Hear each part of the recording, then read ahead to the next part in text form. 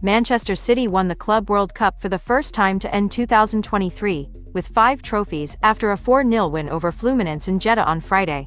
City's victory extended European clubs' domination of the competition since 2012, and was never in doubt once Julian Alvarez opened the scoring inside the first minute. Nino's first-half own goal realistically ended the Brazilians' dreams of an upset, before Phil Foden and Alvarez rounded off the scoring in the final 20 minutes. City's poor Premier League form before flying out to Saudi Arabia had raised Fluminense hopes that Pep Guardiola's men could be vulnerable.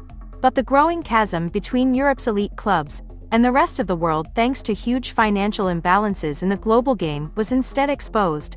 European clubs have won 22 consecutive games at the Club World Cup.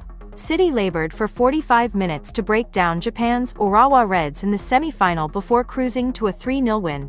This time, they needed less than 45 seconds. Fluminense's old guard saw them through a tricky semi-final against African champions Al Ahly, but it was one of their experienced heads that was at fault for the opening goal as former Real Madrid captain Marcelo gifted possession to Nathan Ake with a wayward pass. The Dutch defender strode forward and curled a fine effort off the post from outside the box. The rebound fell for Alvarez to chest into an unguarded net.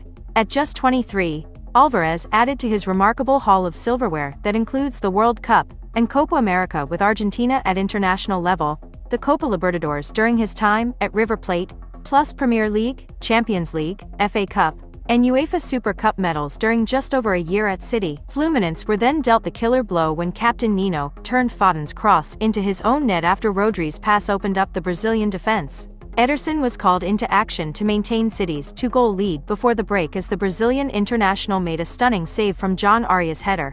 But his opposite number Fabio was the busier goalkeeper. The 37-year-old kept the score down and saved Fluminense's blushes. Fabio turned Jack Grealish's fiercely struck effort behind before halftime, and twice denied Foden early in the second half. City were able to coast through the second period to end a glorious year on a high, but victory could come at a cost. Rodri was forced off with an injury 20 minutes from time.